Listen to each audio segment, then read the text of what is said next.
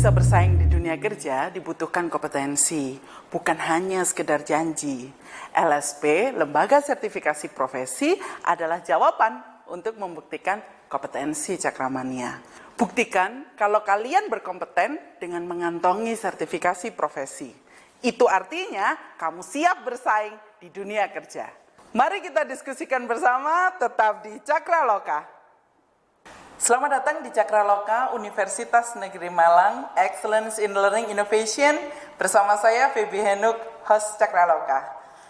Pada kesempatan kali ini, saya tidak sendiri, saya bersama ibu yang cantik, tentu saja. Apa yang akan kita bincangkan pada saat ini adalah segala sesuatu yang berhubungan dengan sertifikasi profesi.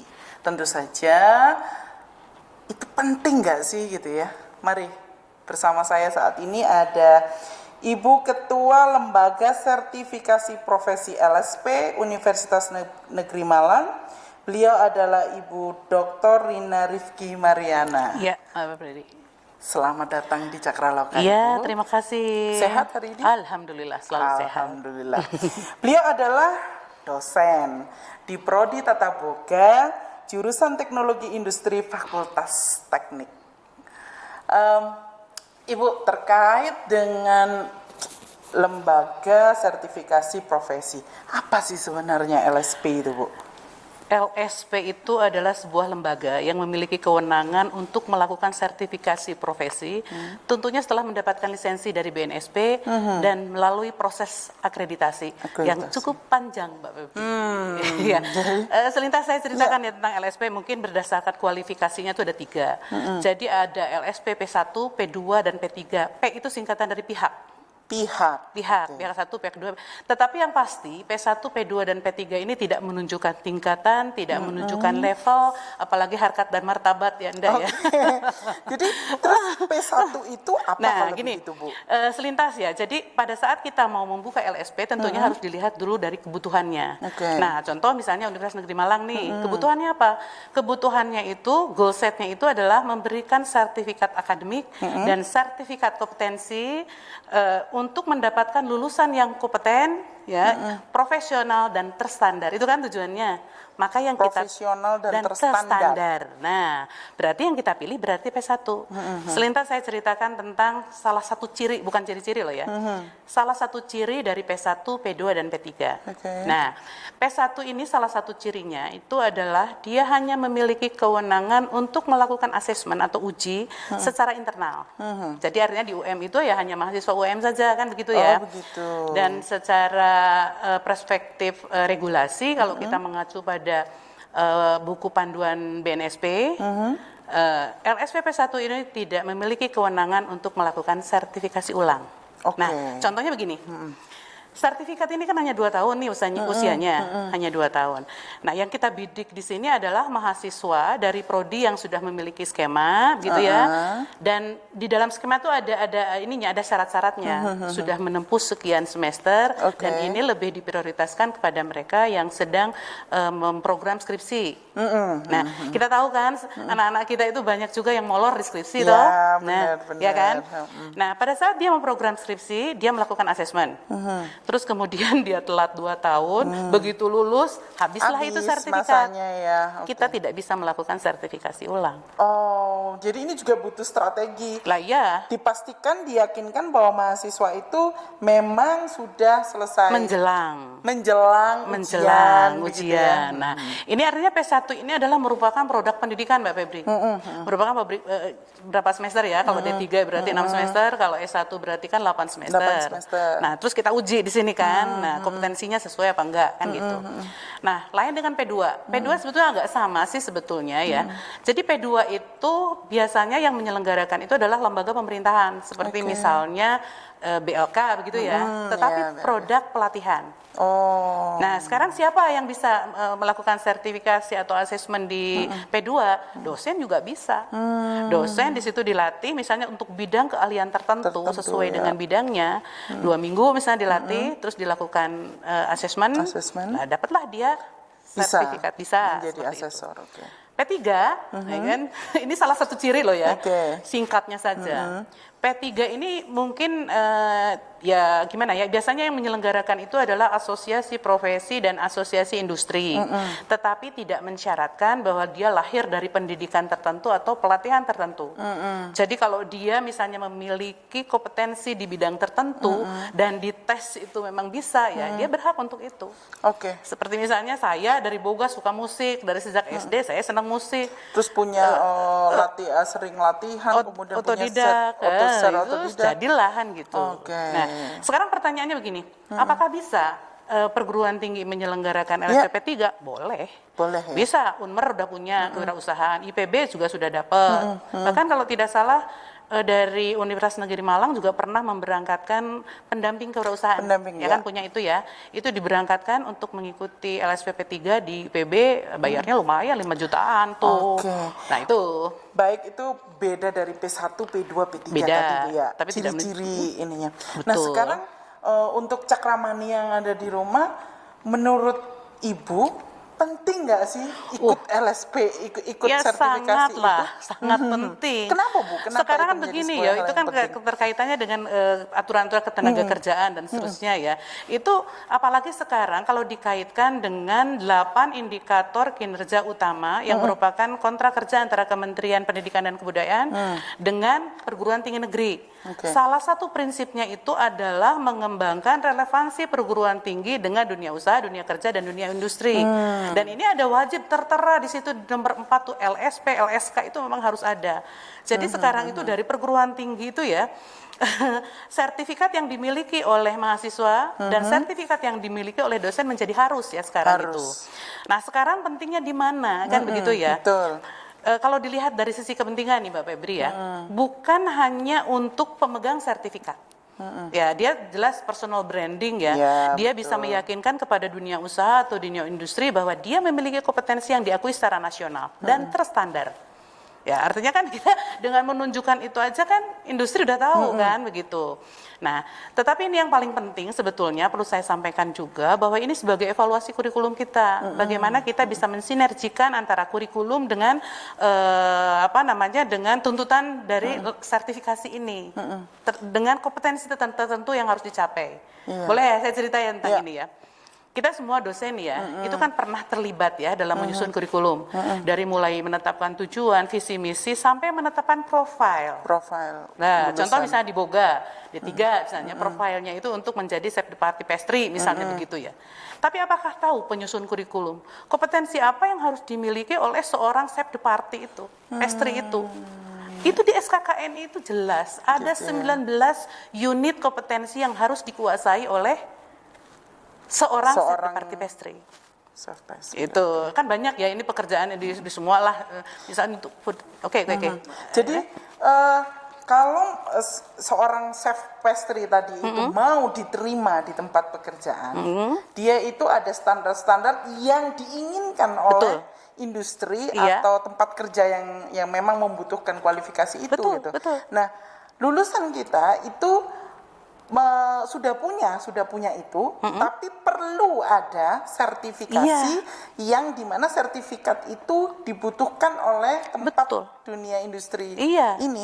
Jadi ini penting cakramania. Jadi cakramania itu harus memiliki itu gitu ya, yang khususnya di semua bidang ya Bu? Ya semua bidang.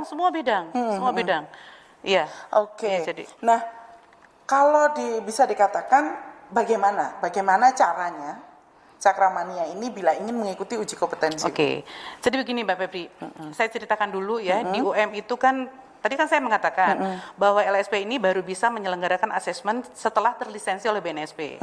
Kita itu mendapatkan lisensi itu baru aja ya, setahun yang lalu, tanggal 24 April tahun 2019. Nah, dengan prosedur yang panjang, akhirnya kita melakukan asesmen. Tahun 2019 itu kita melakukan 2 kali sebetulnya, tetapi dengan sekarang sekitar hampir 700-an lah yang sudah tersertifikasi. Tahun pertama, ya 2019, kita masih manual. Kita masih manual itu begini. Jadi di situ ada pendaftaran. Pendaftaran itu jelas kita kan memiliki skema tuh. Di skema itu tercantum syarat-syarat yang harus dimiliki oleh calon peserta. Calon peserta. Ya kan, artinya ada KHS-nya, ada kan, ada DNA-nya, ada apa tuh namanya sertifikat-sertifikat yang relevan, foto, KTP, terus banyak syarat di situ ya. Daftar ke sana ke LSP, gitu ya, mengisi belangko. Biasanya kalau yang kemarin tuh kita distribusikan ke korprodinya. Sehingga mahasiswa bisa mengambil formulir itu di prodinya masing-masing. Mengisi, setelah itu terus kemudian ada pengisian APL segala macam, ada beberapa lah ya. Nah, baru dilakukan asesmen. Jadi asesmen itu siapa yang mengasesmen kan gitu ya? Asesornya siapa? Dosen. Dosen ya. Tapi dosen tuh masalahnya begini ya Mbak Feb, perlu saya sampaikan juga. Ada ketidakpercayaan nih. Masa sih yang menguji kok dosennya dewe kan, dosennya sendiri kan begitu ya. Padahal sebetulnya kita untuk menjadi asesor tuh melalui prosedur yang panjang, nggak gampang, gitu ya.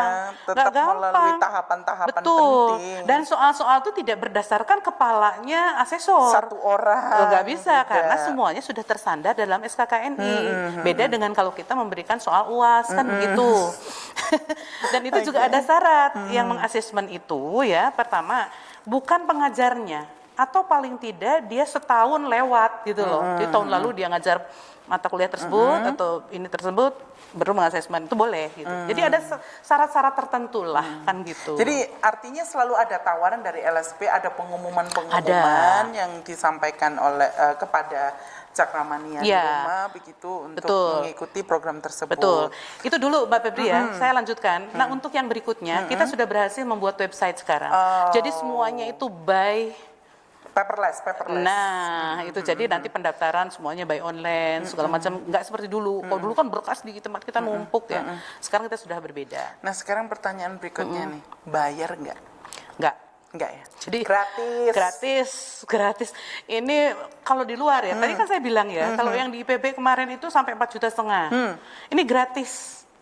Gitu ya, nggak bayar mahasiswa. Tetapi jangan seenaknya gitu loh ya. Karena yang bayar itu Bener-bener, itu tadi yang jadi Cakramania jangan seenak itu maksudnya kalian hanya bisa melakukan satu kali ya Bu? Satu kali, iya. Setelah itu sudah tidak bisa dilakukan pengulangan lagi di sini. Pengulang gitu ya? kecuali kalau yang bersangkutan itu masih statusnya masih mahasiswa dan bayar.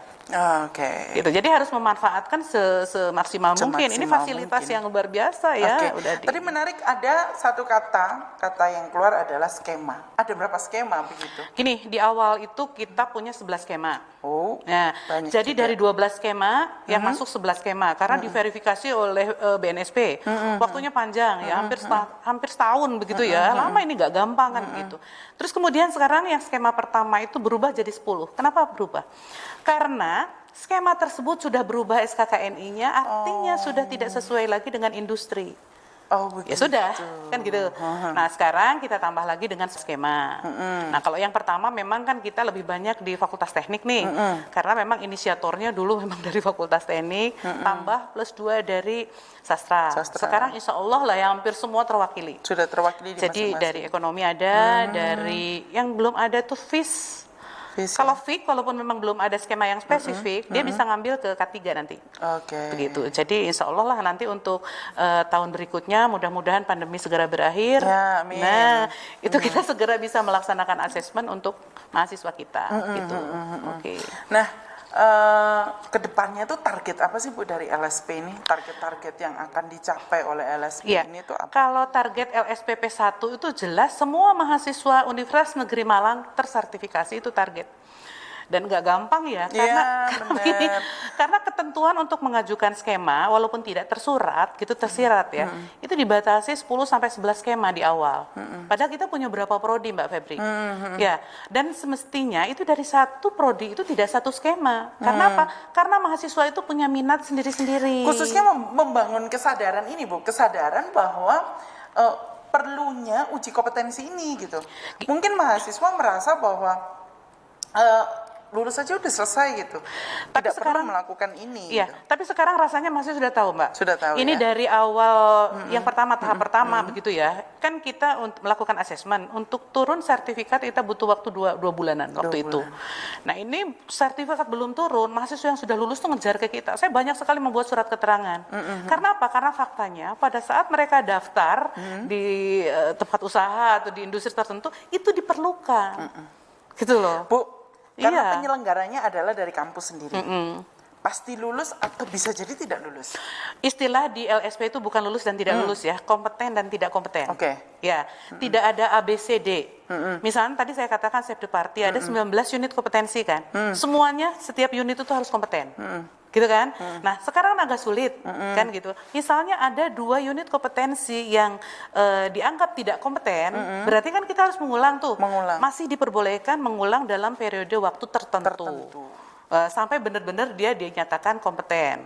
Kalau itu masih boleh, tetapi misalnya 1 minggu itu kita laksanakan ulang. Kalau hanya 2 unit kompetensi yang tidak dianggap tidak kompeten.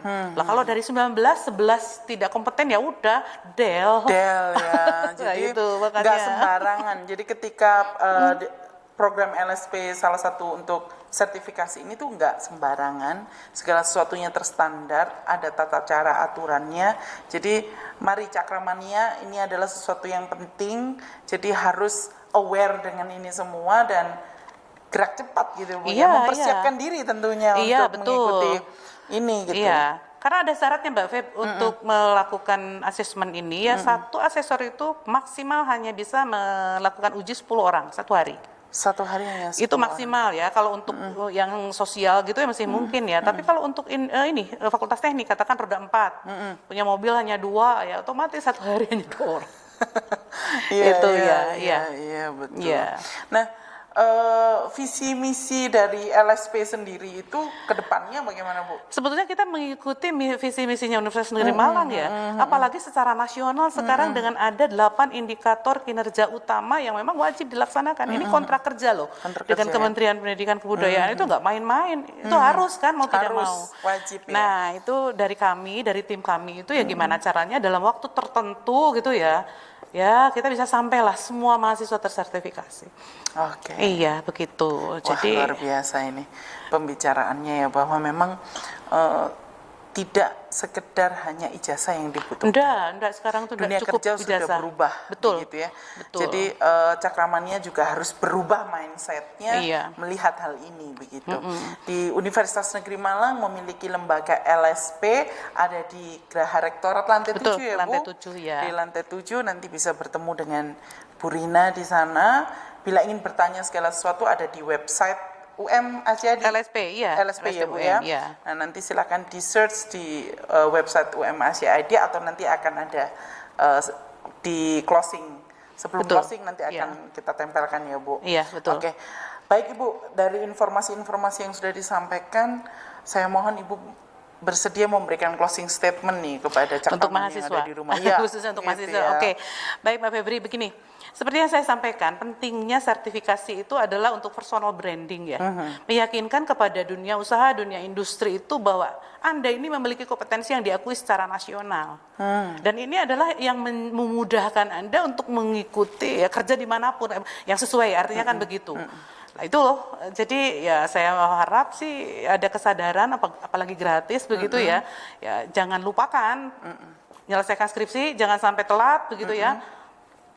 Ikut LSP. Oke. Iya. Jadi selesaikan studinya tepat waktu. Nah, Sebelum lulus, tanya ke LSP kapan ada uji kompetensi, belajar, ikuti, lulus. Jadi ketika lulus dapat 2, gitu ya Bu Betul, ya? betul. Dapat dapat sertifikasi, dapat ijazah dan lambang Garuda. dan lambang Garuda, Lambang yang segala Garuda. sesuatunya. Iya.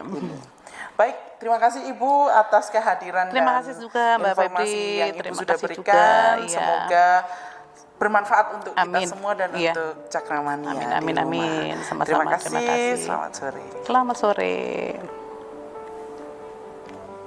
Nah, Cakramania sudah paham kan tentang LSP dan fungsi sertifikasi profesi. Jadi, jangan buang-buang waktu lagi. Segera kunjungi LSP UM atau cek di laman lsp.um.ac.id. Inilah Cakraloka.